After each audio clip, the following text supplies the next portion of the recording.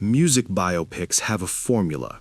Spoil the ending before you buy the ticket, then make you cry anyway.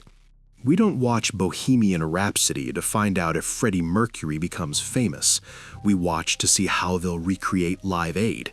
We need resurrection. Give us the strut, the smile, the moment where the actor disappears and the legend walks back on stage. Michael gets this. Jaafar Jackson doesn't just look like his uncle, he moves like him. The spine tilt, the finger point, holding a microphone like a loaded weapon. The trailers show him nailing Thriller, and the illusion is perfect. But illusions only work if you don't see the strings. And with this movie, the strings are showing. Here's what they promised. The definitive Michael Jackson story. Antoine Fuqua directing, John Logan writing, Graham King producing, the same guy who made Bohemian Rhapsody print $1 billion. The pitch, complexity, not hagiography. But monuments need approved blueprints. Late 2024, production wrapped. Then someone in legal finds the problem.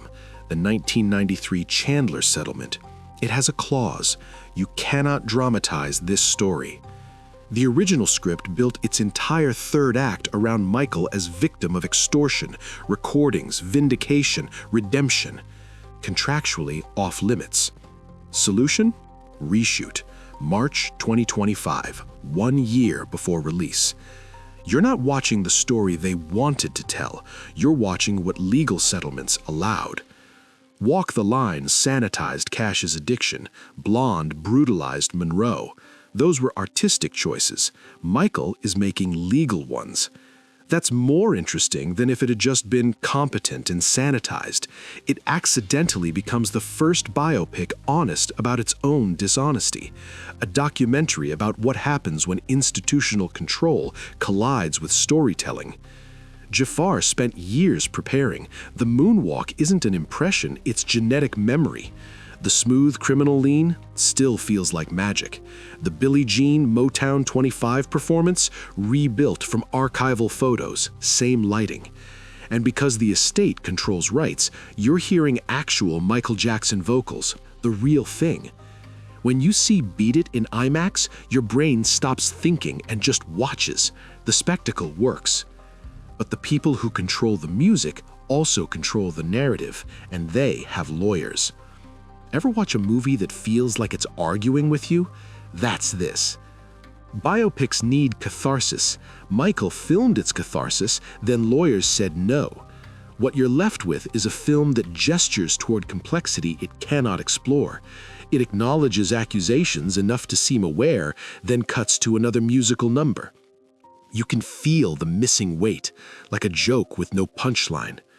The PG-13 rating says everything. Thematic material, language, smoking. No substance abuse, no criminal allegations. For a man whose later life was defined by both, this isn't artistic choice, it's contractual constraint. And Jaafar? This is his first film, a 150-minute lead. The trailers show spectacle, not interiority. Michael Jackson spent his life controlling his image, the glove, the masks, the staged photos.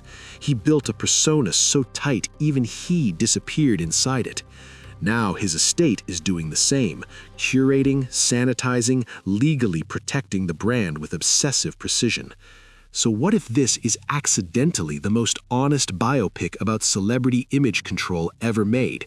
Not in how it tells the story, but in what it reveals by trying to hide it. It's a $155 million monument that had to remove its own foundation when lawyers found a contract clause. It accidentally documents itself, what happens when control collides with truth. It'll make money. 400, 600 million easy. The trailer hit 116 million views in 24 hours. People want this. They want to see Jaafar moonwalk in IMAX, hear Billie Jean with theater sound, watch Michael at 25 when the world still made sense. And they'll get that. The spectacle delivers. But Bohemian Rhapsody had Live Aid, real stakes, real catharsis. Michael has recreations. Perfect ones, but still exhibits in a museum under construction. Worth seeing? For the craft alone, yes, But don't expect interrogation. Expect a monument, expensive, gorgeous, afraid of its own truth. There's a shot in the trailer, Jaafar as Michael staring into a backstage mirror. For 1 second you see it, doubt, exhaustion, the loneliness of being the most famous person alive. That moment gets it. That moment understands.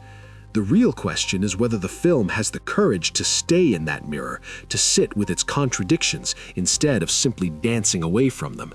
Because in the end, have you ever seen a movie so expensive it was actually scared of its own script? Welcome to Michael, a film where what's missing tells a far more revealing story than what actually made the cut.